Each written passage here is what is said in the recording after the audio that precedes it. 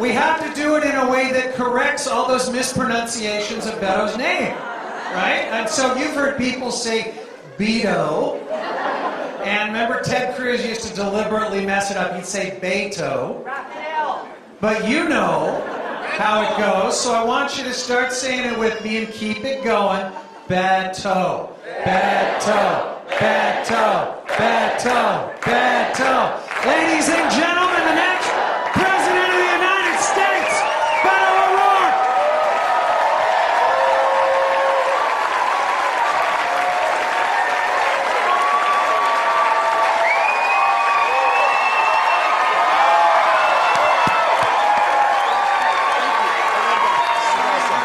No, I know you do. Thank you.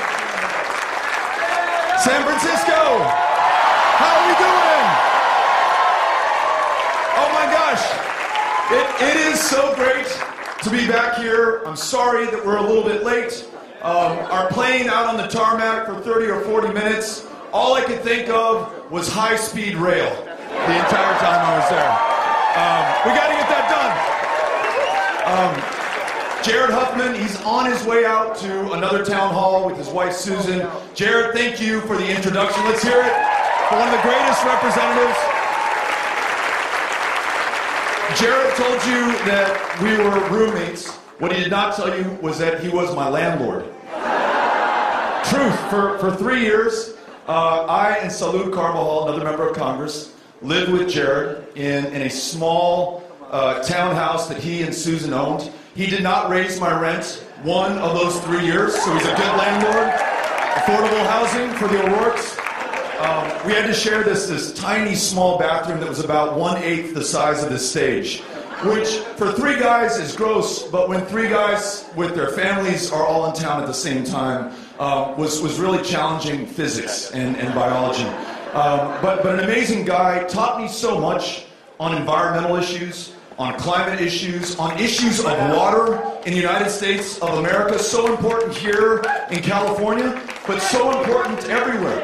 Traveling the state of Texas, 50 water systems where you cannot drink the water, where it's not safe to turn on the faucet and drink what comes out of it. But it's all over this country. It was just in New Hampshire. There are places where you cannot drink because of PFAS, this chemical that comes off of the non-stick pans that they've been making, that have been washing into their waterways, that make it impossible for some there to be able to drink the water. I was in Denmark, South Carolina, not too far from Sweden and Norway, South Carolina. Truth. The Vikings invaded at some point, we don't know when. But in Denmark, you cannot drink the water. They've been treating the water system there with something akin to a pool cleaner. And it's going to cost them about $15 million to clean up that system, to put new water infrastructure in place. The property tax base in Denmark, South Carolina cannot pay for it. They're going to need some federal help. They need leadership like Jared Huffman, like all of us standing up for everyone, so that every single person, whether in Denmark or Flint, Michigan, or El Paso, Texas, or San Francisco, California, can trust the water, can trust the air that we breathe, can trust the soil in which we grow our food to feed and sustain and to clothe us. And Jared Huffman is a leader on that. So Jared, thank you for everything that you're doing, wherever you are right now. Jamie, our volunteer coordinator who kicked us off, thank you for your kind words and for organizing us today. To the Irish Cultural Center, thank you for welcoming the O'Rourkes into your home. We are grateful. And San Francisco, I gotta tell you, I've been here before, and I see some friends from El Tuco in the back wearing the Diablo shirts. This is beautiful. You know, our hometown, beautiful as well, just a different kind of beautiful. We're in the Chihuahuan Desert at 4,000 feet in the Rocky Mountains next to the Rio Grande River. It's gorgeous, and this is gorgeous too, just a lot greener than where we are at home. And so much good has come out of San Francisco in my head. As I was driving from the airport, there was this battle going on between Don't Stop Believin' by Journey and Master of Puppets by Metallica, fighting each other the entire way. So we're going to have to work on that mashup of a song together at some point. Thank you for welcoming us and for being here, for taking some time out of your Sunday to welcome a stranger, in some cases, Emra, a friend, We've seen you before, and you were there for us in that Senate race in Texas. So many of you stood up, supported, contributed, phone banked, drove down to Texas, knocked on doors, really helped to do something very special in our home state. And just know this, I am forever grateful for that, and forever grateful for this. And forever grateful for the fact that all of us are here, not because of a person, or a candidate, or a political party. We're here for this country that we love so much, that faces the greatest challenges that we have seen in our lifetimes. Let's think about this. Millones que no pueden obtener salud, o cuidado de salud, o ver un doctor. Millones más que viven bajo la sombra de deportación a un país que no conocen. Millones más que necesitan 2 o 3 trabajos para sobrevivir. In this country right now, we have a crisis in our economy that works too well for too few and not well enough for too many. We have a country where tens of millions cannot see a doctor or afford medication or take their child to the therapist so that she's well enough to learn in school tomorrow. We have a country that threatens to send more than 1 million dreamers back to a country they do not know, whose language they do not speak, where they do not have family, and where they're successful against those long odds. They'll be successful for that place, not here in San Francisco, not in California, not the United States of America. You have to ask yourself how we got to this point. The wealthiest, the most powerful country on the face of the planet, that purports to host the greatest democracy the world or history has ever known. How did we allow this to happen? How will 30,000 of our fellow Americans lose their lives to gun violence this year? A number that you see in no other country on the face of the planet. Why do we incarcerate 2.3 million of our fellow Americans, disproportionately comprised of people of color? Far too many there for a non-violent drug crime, including possession of marijuana, a substance that is legal or decriminalized or medicinalized in most states in the Union, and yet you can be stopped, frisked, arrested, locked up, upon release forced to check a box on every employment application form, saying that you have that conviction, making it less likely that you get that job or qualify for a student loan so that you can improve yourself through higher education. How in the world did we come to this point?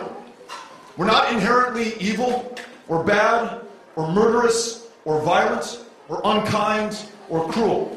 We are a great people, born and intended to do great things.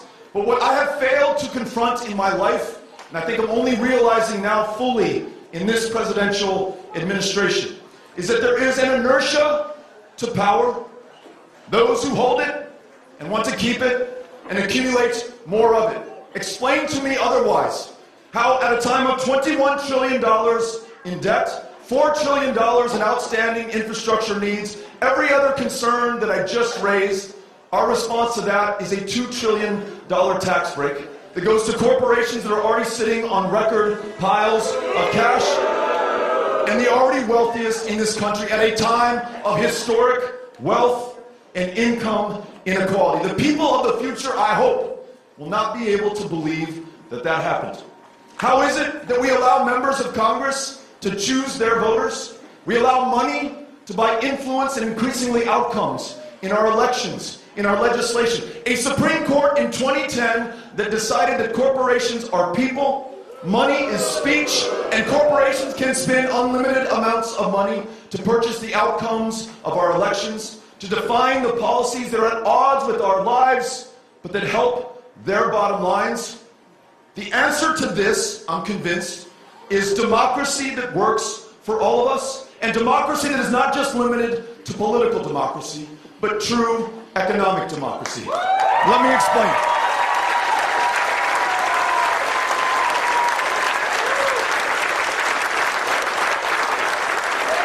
So, my home state of Texas. Yes, thank you.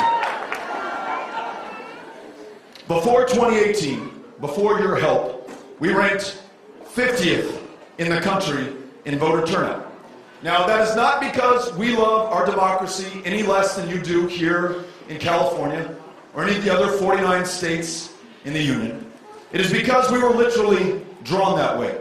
Our state legislature drew people out based on their race and ethnicity from a given congressional district to diminish the power of their vote and to silence their voices. When you exacerbate that with racist voter ID laws that say that you can use your license to carry a firearm to prove who you are at the ballot box, but you cannot use your student ID at El Paso Community College to prove who you are at the ballot box, the result is predictable.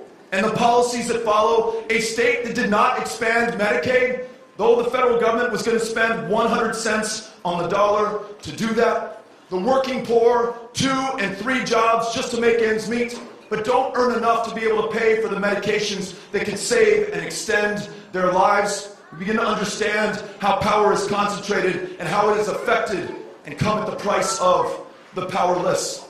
So in this country, especially in states like mine of the former Confederacy, we need a new Voting Rights Act so that every single person's vote counts in this country. We need same-day voter registration, so when you're ready to go, you're ready to vote. Automatic voter registration. You turn 18, you are ready to vote. Your voice is reflected. An end to all gerrymandering in the United States of America, citizen-led commissions, and getting political action committees, independent expenditures, and dark, unaccountable big money out of our politics once and for all. If we do this, and if we complement it with true economic democracy, if we accept that one job should be enough, and we fight and win $15 an hour for every American as before, if we complement that with paid family leave, so that no one gets fired or loses their income for taking care of themselves or their kids or their folks, if we make sure that there is equality in the workplace in Texas, check this out, you can be fired for your sexual orientation. In Texas, though there are 30,000 kids in the foster care system, a system so underfunded and understaffed that those children were sleeping on the desks at Child Protection Services offices, but in our state by law, you can be too gay to be able to adopt one of those kids. We need to sign into law the Equality Act so that the civil rights of every single American are protected. In the United States, where women are paid 80 cents on the dollar for what men are paid, where African American women are paid 61 cents on the dollar for what men are paid, and Latinas 53 cents for what men are paid on the dollar. We need an equal rights amendment ratified by the majority of the states in this union to ensure that by our Constitution, women can never be discriminated against on any basis, including pay in the workplace. When we are willing to do that, when we have full economic and political democracy in this country, we will call forth the genius of every single one of our fellow Americans. And every single one of those challenges that I described at the outset, we can meet them. Not as Democrats, not as Republicans, not as folks from big cities or small towns, but just all of us, Americans. No me importa su raza, su género. I don't care to whom you pray or who you love, how many generations you've been in this country, or whether you just got here this morning. All that matters to me is that we are Americans first. We have these challenges before us, and we will overcome them.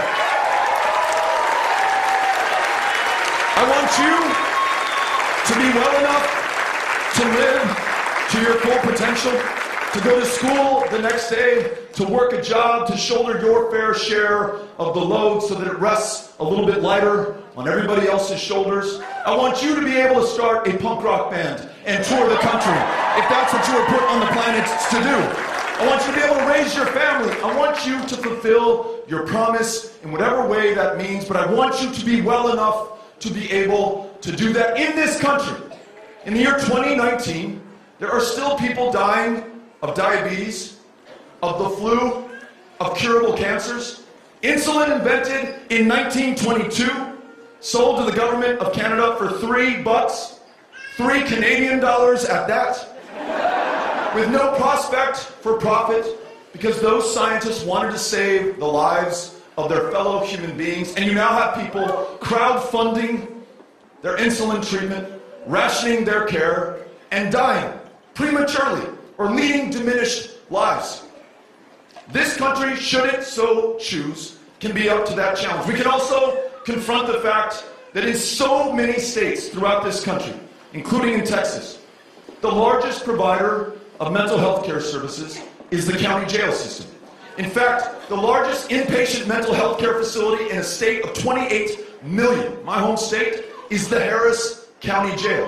Folks with schizophrenia, bipolar disorder, clinical depression, literally getting locked up on purpose. Not that they should, but they feel that they must in order to get care and treatment and a prescription to a psychotropic medication that will temporarily make life bearable for them at a cost on average of $110 a night.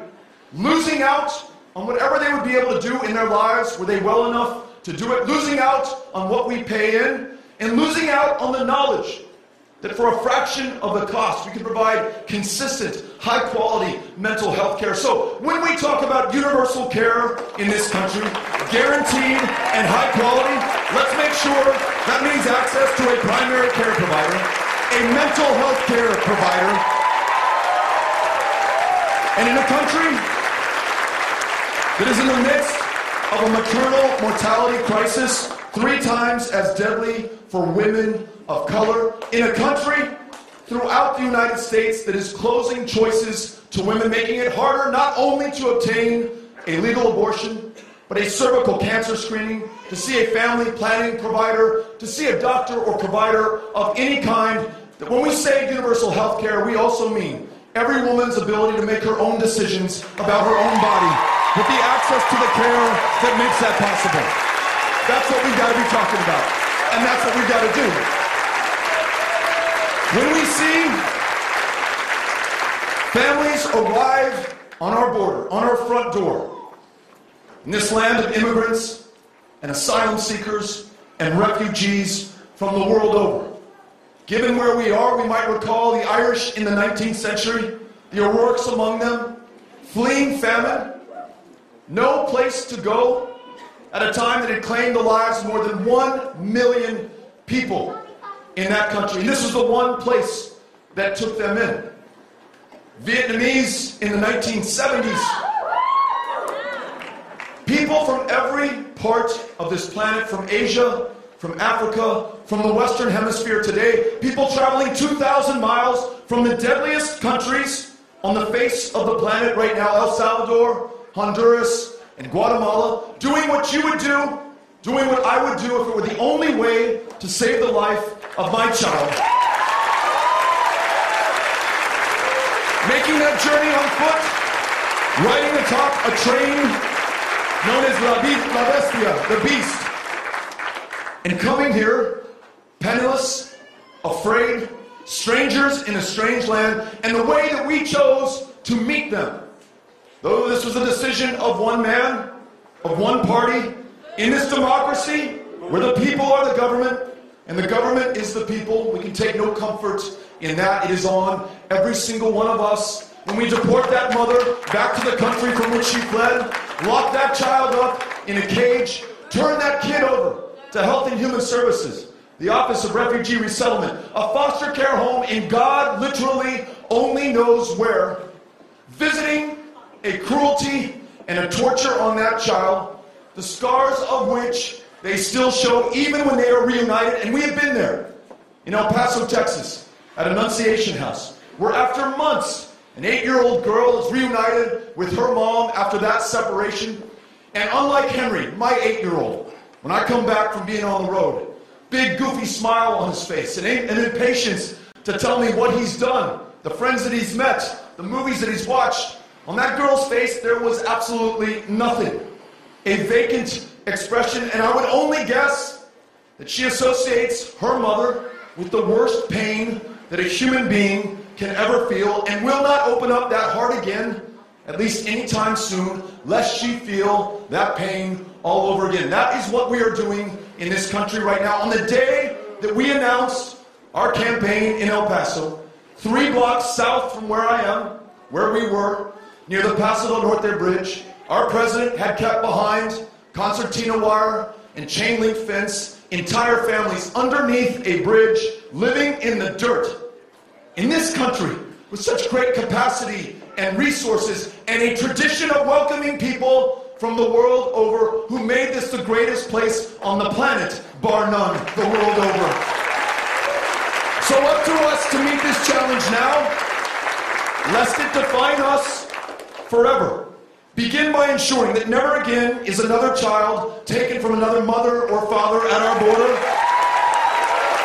that we pay any price, bear any expense to reunite those families who have been separated, and then for those dreamers, more than 1 million strong, forever free them from any fear of deportation by making them U.S. citizens in this country. Do not do it at the price of deporting their parents, or millions more working the toughest jobs.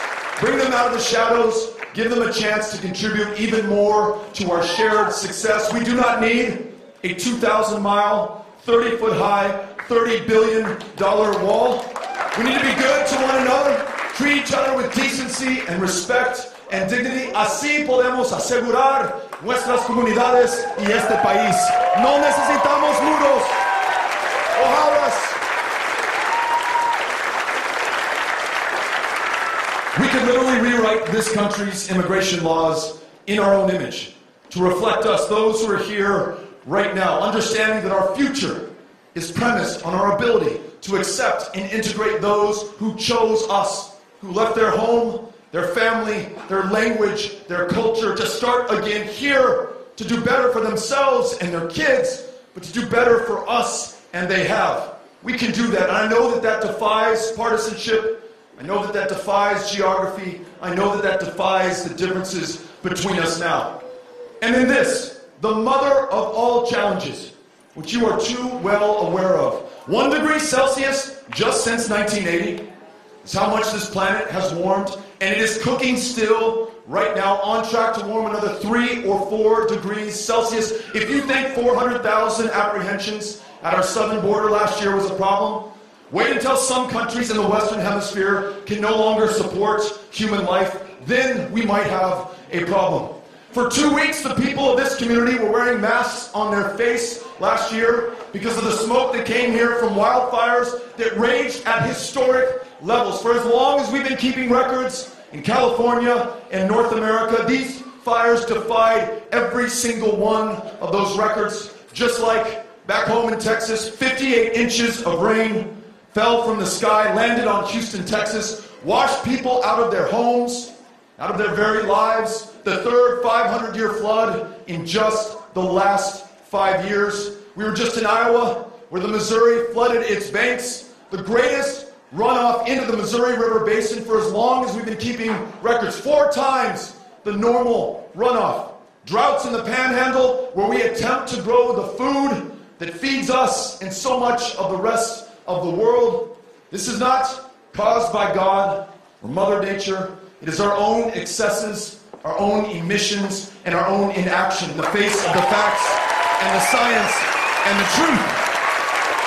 And so it is on us, every single one of us, to make this right, to free ourselves from a dependence on fossil fuels, to transition to solar and wind and geothermal and renewable energies, to allow our rural communities to do their part, meaning that farmers, let's give them a chance through the Farm Bill to plant cover crops, to pull more of that carbon out of the air, open up new technologies like precision tilling that disturbs less of the carbon that's in the soil. And the next president must, in addition, y además de rejoining the Paris climate agreements, enforcing the Kigali protocols, we've got to make sure that the example of our leadership extends beyond that. Every single purchasing decision, leasing decision that the federal government makes should include the cost of pollution and the cost to our climate. No more leases on federal lands for oil and gas drilling. And let's make sure that those leases that are in force right now are changed to reflect the true cost and the royalties that are paid. And then, just maybe, we can take our role as the indispensable nation, convene the powers of the planet, bring them together to do the otherwise impossible, and save not just this generation, but every generation that comes. These challenges, these opportunities cannot be met by half measure or by only half the country. It's going to take all of us. And this is our moment to decide how we will be defined. Are we going to define ourselves by kids in cages? By withdrawing from the Paris climate agreements? By calling Nazis and Klansmen very fine people? No, we're not going to be defined by our smallness, our pettiness, our hatred, or our racism. Instead, we will be known by our ambitions, our aspirations, the work, the service, and sacrifice we are willing to bring to bear to get them done. And that is what has brought me here to tell you that I'm running to serve you as the next president of the United States of America. Thank you, San Francisco. We are grateful. Thank you. Thank you. Thank you all. Les agradezco. Muchas gracias. ¿Usted tiene? Thank you. Thank you. All right. So, I have no hope of effectively serving you as your nominee or as your president if I have not had the chance to first listen to you. Cynthia Cano right here has got a microphone. If you can get her attention, she'll do her best to bring the microphone to you. And I'll listen to your questions, your comments, your suggestions, your constructive criticism. Yes. Beto, bienvenido a San Francisco. Gracias. Es un placer. Mi nombre es Cecilia. Soy originaria de El Salvador. 45 años en Estados Unidos. 45 years in the United States, originally from El Salvador. U.S. citizen, I vote. My family votes. We are 8 votes for you. And we are asking you to please support H.R. 1384, Medicare for All. The Act of 2019. We haven't heard from you if you support Medicare for All, but you've been talking about universal health care. So I want to hear your position on Medicare for All. Gracias. Thank you very much. Gracias a usted. Cecilia, gracias por estar aquí y para su pregunta sobre cuidado de salud por todos.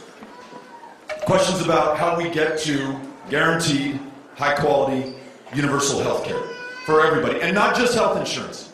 We all now know too many stories of people who were insured but were not guaranteed care. School teacher in Weatherford, Texas, had health insurance, did not have $129 in her checking account, which was the copay for flu medication, and died of the flu in the year 2017 AD, in the wealthiest country on the face of the planet.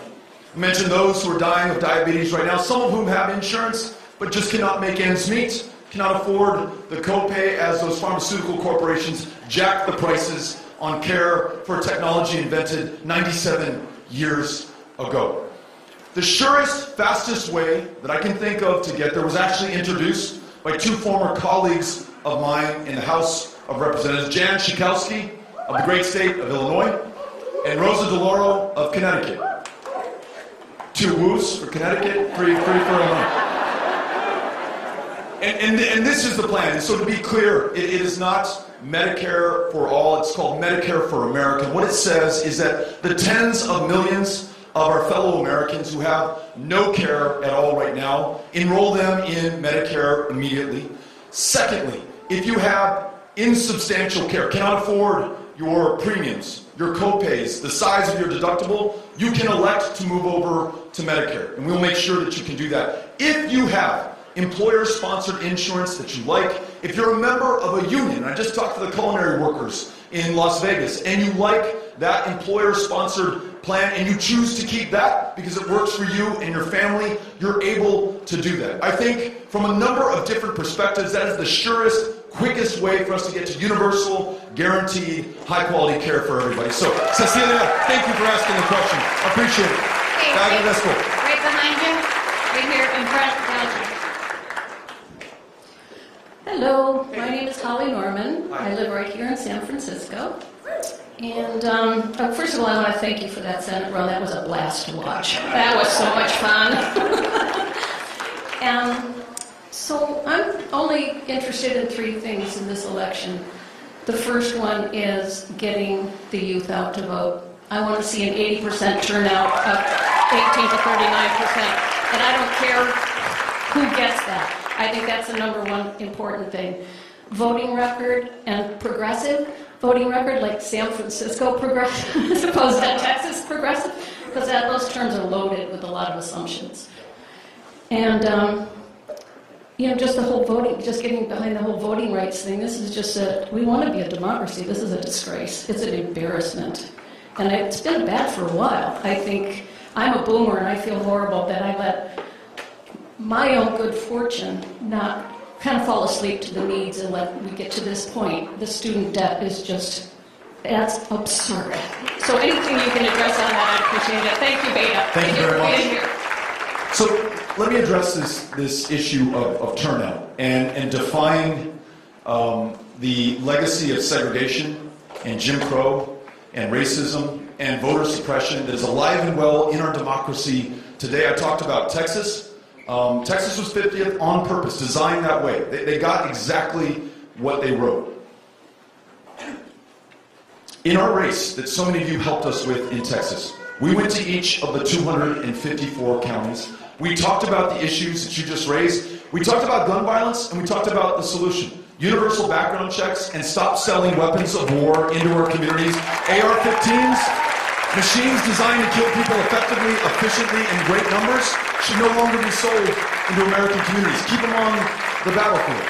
We talk about universal health care. We talk about a maternal mortality crisis that was especially deadly in Texas, and about how Planned Parenthood and reproductive choice is part of the solution to that challenge. And I would say in the reddest places on the planet that you can see glowing from outer space when you're orbiting the Earth, I would say it in the big cities, because it's just true. And here's part of the result. Again, thank you for the help in doing this. Young voter turnout in Texas up 500%. 500%. We didn't trim our sails. We didn't compromise our values. We showed up with the courage of our convictions. And I'll tell you what, it worked not just with Democrats, not just independents. This is the first time in 10 years that a statewide Democrat won independent votes. We also won 500,000 Republican votes who voted for Greg Abbott, a very Tea Party, conservative Republican governor, and voted for us on the same ballot. So I have to think that these issues are universal. Protecting the lives in our lives through ending gun violence, making sure everybody's well enough to live to their full potential, reproductive freedoms, and following the law of the land set in 1973, Roe versus Wade. What I hope to be able to tell you is that though we didn't win the race, we lost by 2.6% for those of you who were counting. And we were counting that night. All of us together not only increased turnout to record levels, not just put 38 electoral college votes in play in 2020, but además, in addition, we helped to flip the House of Representatives. 2 new members of Congress from Texas, Democrats holding seats in long-held Republican districts, changed the composition of the state legislature, and in Harris County, home to Houston, Texas, 17 African-American women won judicial elections, literally changing the face of criminal justice in the largest city in Texas, the most diverse city in the United States of America. I'm telling you that we can run on this proud progressive agenda everywhere in the United States of America, unite people instead of dividing them, ensure that everyone sees a future for themselves in the future of this country. Thank you for the question. Appreciate it. Thanks. Okay, we're up on the stage to your right. Here we go. Hey. Hi, my name's Emily. I live in San Francisco. Thank you for coming. My question is about climate change. And transitioning our economy off of fossil fuels. So in 2015, President Obama blocked the Keystone XL pipeline, citing climate as the reason, and Trump reversed that decision, but the pipeline hasn't been built. So if given the opportunity, as president, would you stand with indigenous peoples and block the Keystone XL tar sands pipeline?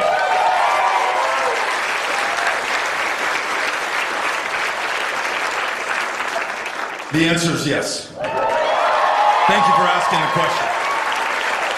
Let's stand with local stakeholders, let's stand with indigenous communities, and let's stand with the people of the future, our kids and our grandkids who are going to inherit the choices that we make today. So thank you for standing up and doing that. Appreciate it. All right, here we go. Next question. Hey, Beto! I was smart enough, my name is Kristen Marie Lynch Ayala, and I was smart enough to marry a boy from El Paso. How's it working out for you? Oh my God, he's awesome. We have a baby. He's asleep. Can you imagine? There he is. Look. He went to El Paso High anyway. Taco Tote or Chico's Tacos? So if there is no alcohol in the system, it's Taco Tote. The only way I can digest Chico's is with a couple of beers. Okay. All right. Thank you. We're so happy to have you here. Thank you. Thank you for having us. I appreciate it. Grateful. Okay, we have a question from our overflow. We have a group of folks that couldn't get in. So here's our overflow question. Hi, thanks so much for being here. I have a question that has to do with one of the reasons why voters are so disaffected is because of all the money in politics. And I know that your campaign is corporate-free. Is that correct? Yeah, PAC-free completely. Lobbyist-free as well. On clean elections, public financing of elections? Yeah. I think it makes a ton of sense. There are some colleagues with whom I served who had been there not 10 years, not 20 years, not 30 years, not 40 years, but over 50 years. One person representing 750,000 people in the House of Representatives, one face, one mind, one set of life experiences in one of the most diverse democracies on the face of the planet. And it's not just because we do not have term limits, which I support. It's not just that members of Congress choose their own districts, which they do. We need to end gerrymandering. It is because they can leverage contributions from those corporations who do business before their committees of jurisdiction. And it helps to explain results that are otherwise inexplicable. In 2017, your Congress passed a bill signed into law by this president that allows internet service providers to take your private browsing data and sell it to the highest bidder without your consent. Now, if you think about the weirdest, funkiest, strangest places you've been online over the course of your lifetime, and now know that that can be sold to anybody without your permission, how in the world does that accord with your interests? It doesn't. But if you follow the money, these political action committee contributions, it also helps to explain why we have the highest drug prices in the world, though you and I as taxpayers paid for the research and development to define and devise the cures for the conditions from which we suffer, and then have that sold back to us at the most expensive rates. Follow where the money is coming from. How did Purdue Pharma, which sold opioids to prescribers and doctors around this country, saying that they were addiction-free, some kind of miracle drug, 70,000 drug overdose deaths just last year in this country. We're putting people behind bars, primarily of color, for possession of marijuana, and not one executive from Purdue Pharma has done a night in jail or paid any meaningful price for the devastation and the death that they are in part to blame for.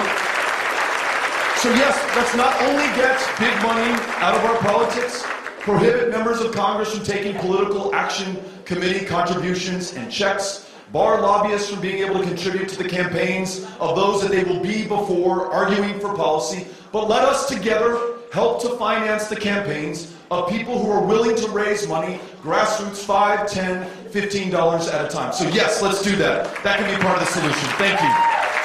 Okay, we're to your right, but they're over here to your right. Sorry, over here. Right, over here in front.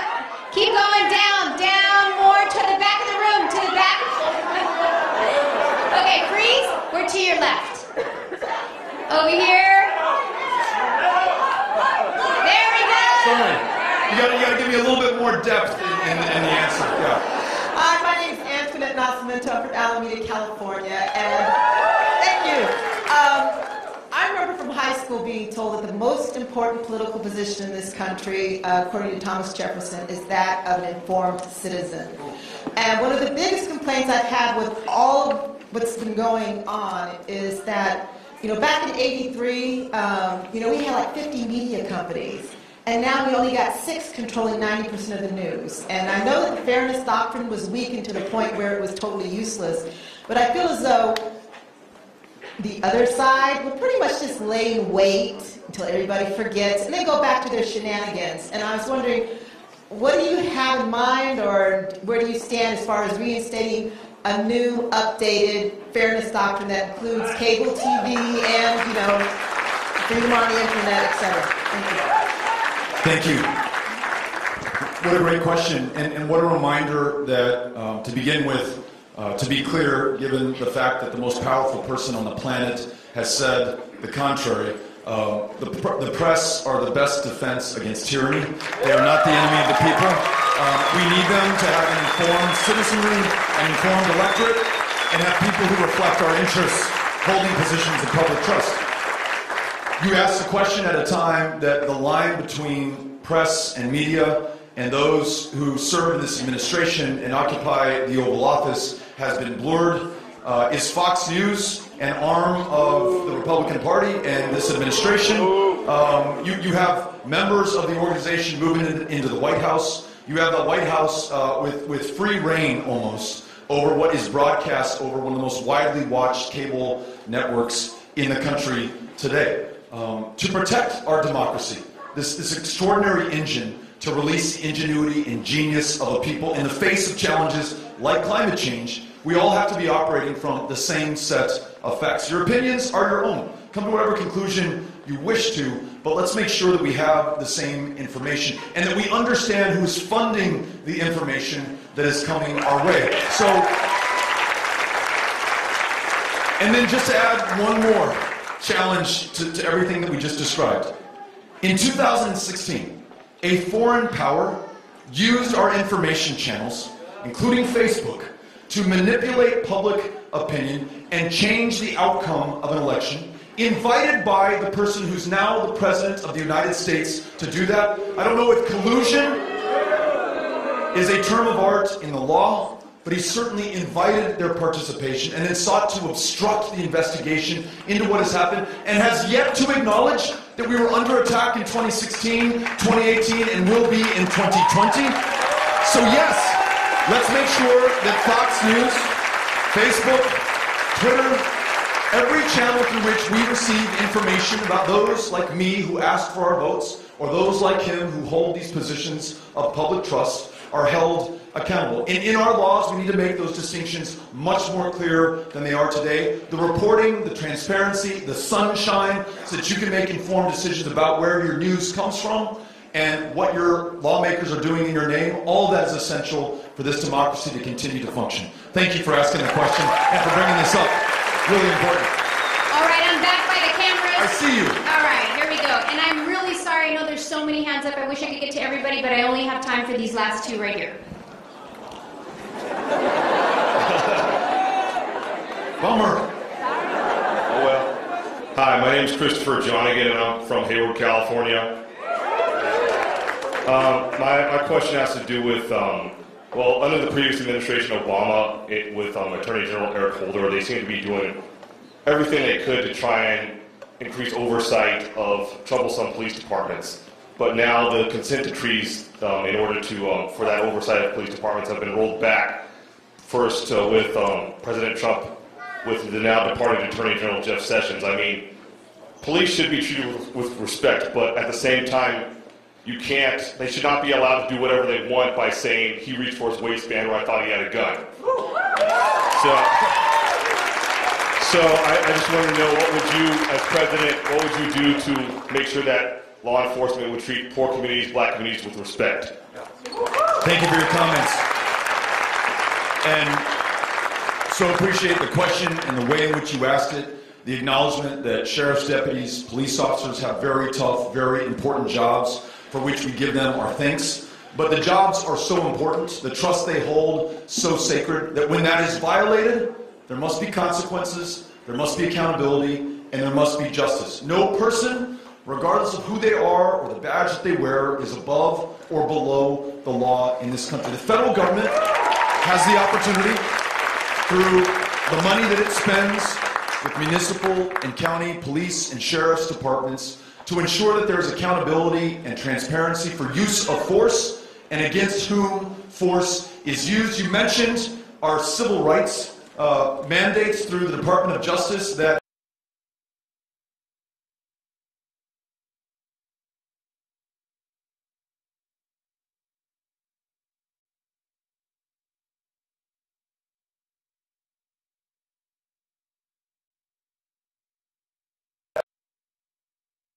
disproportionately locked up in this country right now. And it is disproportionately people of color, and it's not just a function of policing or our court system, although we need to address that. It's also our school system. At 4 or 5 years old, in a kindergarten classroom, a child of color is 5 times as likely to be disciplined or suspended or expelled as a white kid. That schoolhouse to jailhouse pipeline begins not in high school, but in kindergarten. You cannot be more vulnerable than you are as a 4 or 5-year-old. And we are doing that to one another right now. I mentioned the maternal mortality crisis in this country, 3 times as bad for women of color. There is a disparity in infant mortality in the United States today, in the year 2019, that is greater between white America and black America in this year than it was in 1850, 15 years before the abolition of slavery. There is 10 times the wealth in white America today than there is in black America, although we could argue, and this would be true, that the ancestors of many people in this country, who are people of color, built the wealth of this country in the first place, with no prospect of being able to enjoy it. And so whether it's healthcare, whether it's our educational system, whether it's our criminal justice system, this country fundamentally, structurally, has been set up to favor some against others. And until we address this holistically, stare squarely in the face the consequences of slavery and segregation and Jim Crow and the continuing suppression that we see everywhere in this country, we will not get to the underlying issue that you describe, unarmed black men being killed in this country far too often with impunity and without justice. So we must do it all, but we can start where you asked us to, and I will. Thank you. Appreciate it. Okay, same area, same spot, and this is our last question. Hi, Beto. My name is Anil, and I live in Palo Alto, California. And, I'm a brown guy living in Northern California. It's easy to see all the issues that I would care about, whether it's sustainable development, inclusive growth, environment, guns, all of that fun stuff. Right? And yet, nobody's going to get anything done after this election if we don't appeal to a broader mass of people and cut across lines. Every word that you said today has the risk of being received by other voters, not like me, through the twisted filters of right-wing media. How are you going to cut through that clutter and cut through that narrative to actually reach other voters? You've shown the ability. You've shown the ability to reach the other side in Texas, but it's going to be a really hard challenge. What's the plan for that? Thank you for asking the question. Let me just begin in the most personal of terms. My mom is a lifelong Republican, and we got her to vote for me in this last election. So I know there is cause for optimism. I know that we can do this. I mentioned going to every one of the 254 counties of Texas, and we went not just to say that we went to every one of the 254 counties of Texas, but just as I said at the outset of this meeting, I have no hope of being able to serve you if I have not first heard you and listened to you and sought to understand you. And so going to a place like King County, county seat is Guthrie, Texas. Voted for Donald Trump 96% in the last election. Yet every bit is deserving of being heard, of being listened to, of being fought for, of being served. So we showed up, and guess what? Guthrie is one of the 50 water systems in the state of Texas where you cannot drink the water. If I had not shown up there, then they would not have known that I cared about their problems and that I wanted to find a solution for them as their senator. And look, we may have picked up a total of 2 or 3 votes in Guthrie, Texas with that visit. But it made me a better candidate. It made me a better public servant going forward. We have so much in common. If we choose not to write each other off or take each other for granted, I really think there's no stopping us. Henrietta, Texas, another one of these conservative towns. This Republican family sitting, enjoying their cinnamon roll and coffee on a Sunday morning, recognized me because I'd been in Wichita Falls the night before, and they'd seen me on the news. They said, hey, sit down, tell us what you're all about.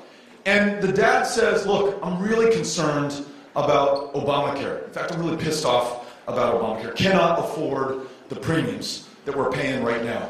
So I want you to do something about it, but I do not want you to repeal it, because before Obamacare, we had no health care at all. And so we had this conversation about how can we improve what we have right now. And before I can finish my thought to him, his wife kind of elbows me. She's a public school teacher. And in Texas, public school teachers and educators and cafeteria workers and counselors and librarians and school bus drivers, on average, are working 2 or 3 jobs just to make ends meet. On average, are taking out of their pockets nearly $1,000 to pay for school supplies and that dinner for the kid on free and reduced breakfast and lunch who does not have a meal to go home to, buys a new set of clothes for the kid who's shown up in the same jeans and t-shirt Monday, Tuesday, Wednesday, by Thursday, knowing that that kid's ability to learn is connected to his sense of self-worth and dignity. Out of her own pocket, though she's not paid enough, buys him a new set of clothes. And so she's one of those school teachers. She's a Republican. And she says to me, Beto, listen, look at me. If you let Betsy DeVos take my hard-earned tax dollars out of my public school classroom, turn them into a voucher, send them to a private school, I will hunt you down. I will find you. I will get you. And so maybe we found some common cause by sitting together eating that sweet roll in Henrietta, Texas. That's the same way that I've been campaigning all across the country so far. Going everywhere, never asking your partisan affiliation, your immigration status, whether you can even vote. You know, you may have a conviction, you may still be on parole. I don't care. You're my fellow American. I want to find out how we're going to work together. So we're going to make this work. We're going to show up to listen and learn, but also with the courage of our convictions, and we're going to meet these challenges for one another and for the next generation. Thank you all for having us out. Very grateful. Gracias.